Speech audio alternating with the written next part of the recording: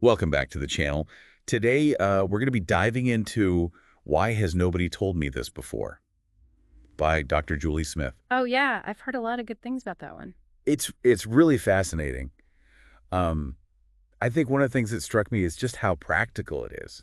It's not just theory. It's like she gives you actual tools to work with. And she would know, right? I mean, she's a clinical psychologist. Yeah, exactly. But then she's also like this social media star. Right. Like over 3 million followers on Instagram. Yeah, so she clearly knows how to make these like kind of complex psychological concepts relatable. Definitely. It's like she can bridge that gap between science and like real life. Totally.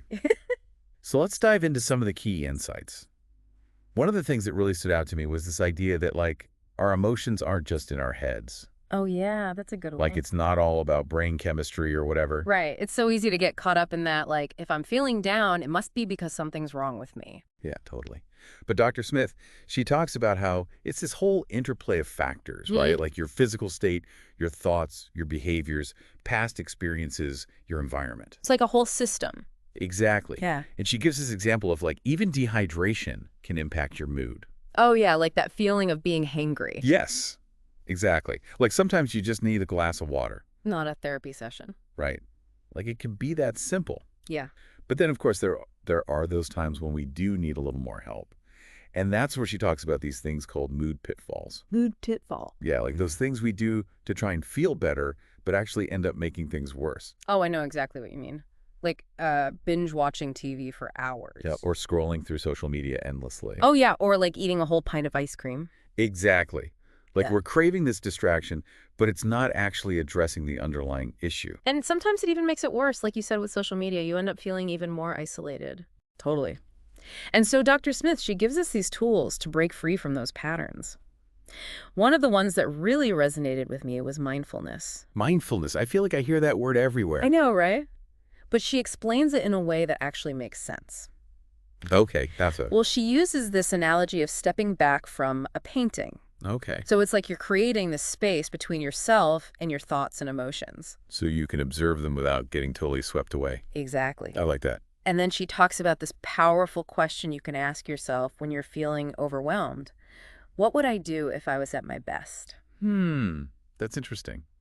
It's like you're tapping into your most capable self. Yes. And for those seeking a bit of motivational boost to help navigate these challenging times, I highly recommend checking out the Affirmify Journey YouTube channel. It's brimming with inspiring content that can really shift your mindset. I'll have to check that out. So mindfulness is about like shifting your perspective. Yeah. And then she also talks about the power of gratitude. Oh yeah, gratitude. It sounds so simple, but it's actually pretty amazing. What do you mean? Well, she talks about how when we focus on what we're thankful for, it actually changes our brain chemistry. Really? Yeah. It's like we're training our brains to notice the good things. Instead of just focusing on the negative. Exactly. And it doesn't have to be these big, huge things. Right, like even small things. Totally. Like a Yeah. sunny day or a good cup of coffee. That makes sense. It's like building a mental muscle for positivity. I like that. But, okay, what about those times when we're feeling stuck and unmotivated? Like, even if we know what we should be doing. Yeah, sometimes getting started is the hardest part. Exactly. And that's where Dr. Smith's advice about acting opposite to our feelings comes in. Acting opposite. What does that even mean? It means like sometimes we have to just do the thing, even if we don't feel like it. So instead of waiting for motivation to strike. You just start. Interesting. Yeah, it's like tricking your brain into feeling motivated. So like if I'm dreading going for a run, Just put on your shoes and walk out the door. and then hopefully the motivation will follow. Exactly. It's like building momentum. That makes sense. And she emphasizes that consistency is key. It's not about one grand gesture. It's about those small, consistent actions that add up over time. Small steps. Yep. Which brings us to another important point. Rest. Rest. Oh, tell me about it. I am so bad at resting. I know, it's so hard, especially in our culture where it's all about go, go, go. Like you're supposed to be productive all the time? Right. But Dr. Smith reminds us that rest is just as important as effort when it comes to achieving long-term goals. Okay, makes sense. It's like training for a marathon. Yeah. You wouldn't run 26 miles every day. Right. You need those rest days to recover. Exactly. It's like giving your mind and body permission to recharge. So you can come back stronger. Yes. And it all ties into this bigger message of self-compassion, which she weaves throughout the book. Self-compassion. Yeah, like treating ourselves with kindness and understanding. Oh, I like that. Because it's so easy to be self-critical. It is. But she encourages us to be our own cheerleaders, not our own worst enemies. That's a great way to put it. And that shift in perspective can be so powerful. Yeah, it really can. And, speaking of resilience, Dr. Smith has this whole section on fear and how to build confidence. Oh, yeah, that's a good one. She makes this analogy comparing fear to a smoke alarm. Okay. Like sometimes it goes off when there's no real fire. I love that. It's so true because, like, our brains are wired to protect us, right? So sometimes that fear response gets triggered even when there's no actual danger. Yeah, exactly. Like that's why some people are afraid of spiders, even though they're probably not going to hurt them. Right. Or like public speaking. Oh, yeah, that's a big one. So many people are terrified of public speaking, but it's not actually dangerous. No, but it feels dangerous. Exactly. Because of that fear response. So what does Dr. Smith say we should do about it? Well, she talks about how we can learn to manage fear, not eliminate it. Okay, because you can't really just make fear go away. Right. That's part of being human. So how do we manage it? Well, one of the key strategies she talks about is exposure. Exposure. Yeah, like basically facing your fears in manageable steps. So like if you're afraid of spiders. You don't just like throw yourself into a pit of spiders. Oh, I don't know. Right. You start by maybe like looking at pictures of spiders. Okay. And then maybe watching videos of spiders. And then eventually maybe being in the same room as a spider. Exactly. And she actually shares a personal story about this in the book. Oh, really? Yeah, she talks about how she climbed the Leaning Tower of Pisa, even though she has a fear of heights. Wow, that's impressive. Yeah. And she talks about how terrifying it was, but also how empowering it felt to like prove to herself that she could do it. That's so inspiring. It's like facing your fears head on. Exactly. And, it's interesting because she also challenges this idea that we should always strive for happiness. Oh, yeah, I remember that part. Like she reminds us that as humans, we're meant to experience a full range of emotions. Not just the positive ones. Exactly. Like feeling sad or frustrated or even angry sometimes is actually normal and healthy. So it's not about trying to be happy all the time. No. In fact, she says that trying to suppress those emotions can actually backfire. Really? Yeah, it's like trying to hold a beach ball underwater. Eventually it's going to pop back up. Exactly. So it's more about learning to accept and navigate those difficult emotions. Okay, so how do we do that? Well, she talks about the importance of naming our emotions. Naming them. Yeah, like literally saying to yourself, okay, I'm feeling anxious right now or feeling angry. Interesting. It's like you're giving it a label. Exactly. And that can help to take some of the power away from it. Because when you can name it, it feels less overwhelming. Yes. And she encourages us to expand our emotional vocabulary beyond just happy and sad. Oh, yeah. Like there are so many different shades of emotion. Right. Like instead of just saying, I feel bad, you might say, I feel disappointed, or I feel overwhelmed, or I feel resentful. That makes sense. Like getting more specific. Exactly. And then once you understand what you're feeling, you can start to address the root cause. So it's like a first step. Yes. And she also talks about the importance of self-soothing. Self-soothing. Yeah, like finding healthy ways to comfort ourselves when we're feeling distressed. Oh, okay. Like taking a bath or listening to music. Exactly. Or like spending time in nature or talking to a friend. It's like giving yourself a hug. I like that. And she emphasizes that self-soothing isn't about avoiding or denying our emotions. Right. It's about creating a space where we can feel those emotions without being overwhelmed by them. Yes.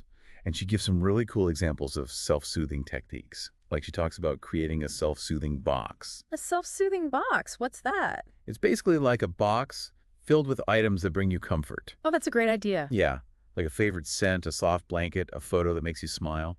It's like a personalized first aid kit for your emotions. Exactly. It's all about having a plan in place so you can respond to difficult emotions in a way that supports your well-being. That's so smart. And, she goes beyond just managing individual emotions. She also delves into broader topics like building resilience, managing grief, and navigating challenging relationships. Wow, she covers a lot of ground. She does. And one of the key concepts she introduces is attachment styles. Attachment styles. Yeah, it basically describes how we relate to others in close relationships. Oh, interesting. Like how we form bonds with people. Exactly. And it goes back to our early childhood experiences and how we learn to connect with our caregivers. So like if you had a secure attachment with your parents. You're more likely to form secure attachments in your adult relationships. And if you didn't? Well, that's where things can get a little tricky. But the cool thing is, Even if we've developed insecure attachment patterns, we can learn to change them. Really? That's good to know. Yeah. She breaks down the different attachment styles: secure, anxious, avoidant, and disorganized. Oh, And she explains how they can show up in our relationships. And then she offers guidance on how to create more secure and fulfilling connections, even if we've struggled in the past. so it's like rewiring those old patterns. Exactly. And learning new ways of relating to the people we care about. That's powerful stuff. It is. And she also dedicates a whole chapter to the power of language. The power of language. Yeah, like how the words we use, both to ourselves and to others, can shape our emotional experiences. Oh, yeah, I've heard that before, like the whole sticks and stones thing. Right. But in reality, words can have a profound impact on our well-being. They definitely can. And so she encourages us to be mindful of the language we use, to choose words that are supportive and compassionate, both to ourselves and to others. So like instead of beating ourselves up with negative self-talk. We might try to reframe our thoughts in a more constructive way. Exactly. And she also emphasizes the importance of developing a rich emotional vocabulary. Because the more words we have to describe our emotions, The better we can understand and express them. exactly. And this can be so helpful in communicating our needs to others and building stronger, healthier relationships.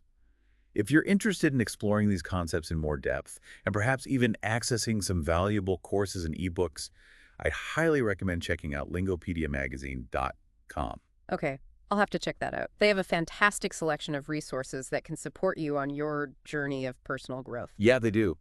And, she also provides some excellent advice on how to support loved ones who are struggling with their mental health. Oh, that's important. It is. And she emphasizes that simply listening with compassion and empathy can be so helpful. Sometimes that's all someone needs. Exactly. And she reminds us that it's okay to not have all the answers. Right. You don't have to be a therapist. Yeah. Sometimes just being present and offering a listening ear can make a world of difference. I agree. And she also encourages us to take care of our own mental health while we're supporting others. Which is so important. It's like the oxygen mask on an airplane. You have to put your own mask on first before you can help anyone else. Exactly.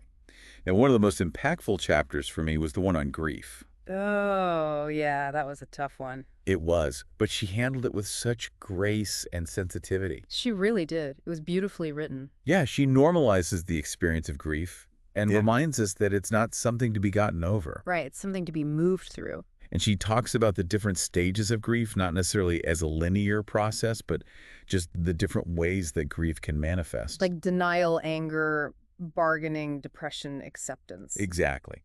And she provides practical advice on how to cope with each stage, while emphasizing the importance of self-care and seeking support from others. That's so valuable for anyone who's going through that. It is. And, she also challenges the notion that we need to let go of our loved ones to heal. That's interesting, because I think a lot of people believe that. Yeah, but she suggests that it's more about finding a way to hold on to our memories while also allowing ourselves to move forward with our lives. So it's not about forgetting them. No, it's about finding a way to integrate the loss into our life story while still honoring the love and connection we shared. That's a beautiful way to put it. Another common challenge people face when dealing with difficult emotions is anger. Oh, yeah, anger can be a tough one. It can. But Dr. Smith tackles it head on in one of the chapters. What's her take on it? Well, she starts by normalizing it.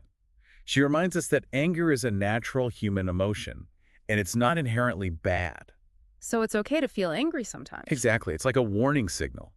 It can alert us to situations where our boundaries have been crossed or our needs haven't been met. And it can even be a source of energy and motivation for positive change. Right. Like if you're angry about injustice in the world, that anger can fuel you to take action. That makes sense. But she also emphasizes that it's important to express anger in a healthy way. Yeah, like avoiding destructive behaviors like aggression or violence. Right. It's about channeling that energy into constructive action rather than letting it control us. Exactly. And she provides some excellent tips on how to do that, like engaging in physical activity, practicing relaxation techniques, and finding healthy ways to communicate our anger. So it's about asserting ourselves without resorting to harmful behaviors. Yes. And she makes a crucial point about the importance of forgiveness. Forgiveness, that can be hard. It can.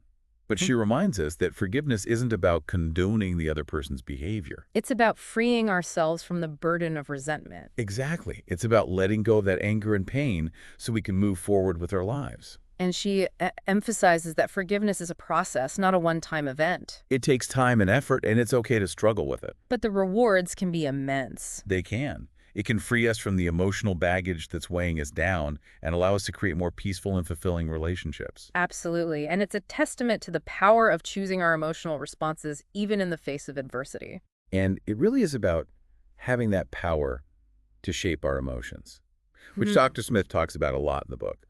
You know, one of the things that really resonated with me was her chapter on people-pleasing. Oh, yeah, that's a big one. Like, I think so many of us struggle with that. It's so common, especially these days with social media and everything. You know, there's this pressure to be likable all the time. Yeah, and to always be putting other people's needs before our own. Exactly. And Dr. Smith does a great job of distinguishing between being kind and being a people pleaser. Because there's a difference, right? Like, you can be a compassionate person without sacrificing your own needs and boundaries. Totally. People pleasing goes beyond just being nice. Yeah. It's about consistently putting others' needs ahead of your own, even when it comes at a cost to your well-being. It's like always saying yes, even when you really want to say no. And it can be so draining, like you end up feeling resentful and burned out. Exactly. And so Dr. Smith offers some really helpful tips on how to set healthy boundaries, communicate your needs more assertively, and prioritize your own well-being. So it's about learning to say no when necessary. Yes. And to advocate for yourself without feeling guilty. That's so important. It is. And she emphasizes that setting boundaries isn't selfish. Right. It's actually essential for healthy relationships. It's about creating a space where everyone's needs can be met. I like that. And you know, another area where boundaries are super important is dealing with criticism. Oh, yeah. Criticism. Oof. Nobody likes criticism. It's tough to take, but it's also an inevitable part of life. So how do we handle it in a way that doesn't totally derail us? Well, Dr. Smith acknowledges that criticism can be hard to hear, but she also reminds us that it's not always a bad thing. Because sometimes it can be constructive. Exactly. It can help us to learn and grow. But she distinguishes between helpful criticism and harmful criticism. Okay, what's the difference? Well, helpful criticism is specific and focused on behavior, Okay. whereas harmful criticism is personal and attacks our character.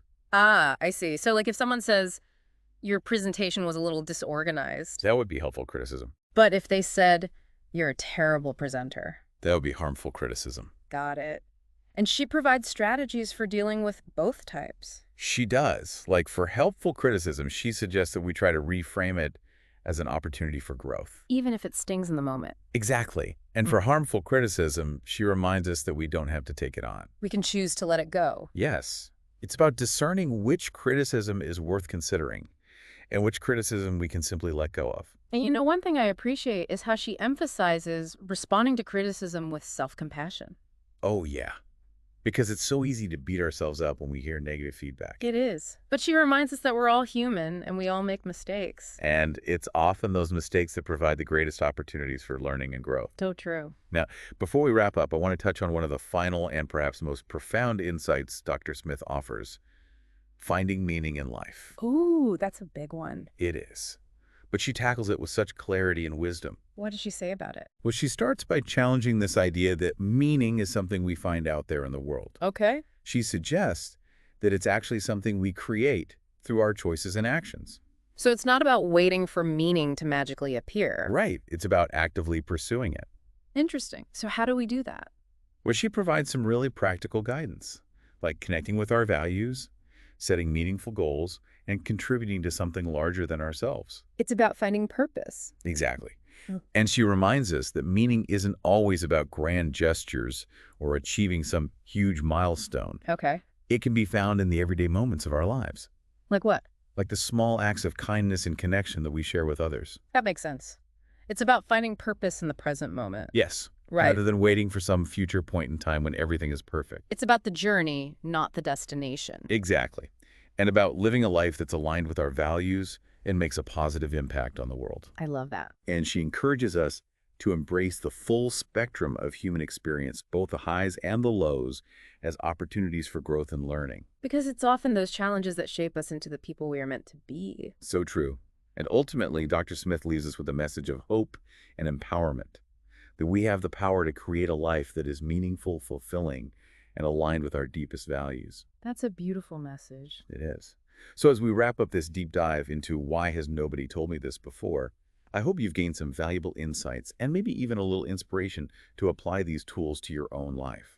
And if you're looking for more resources to support you on your journey, be sure to check out lingopediamagazine.com/spec.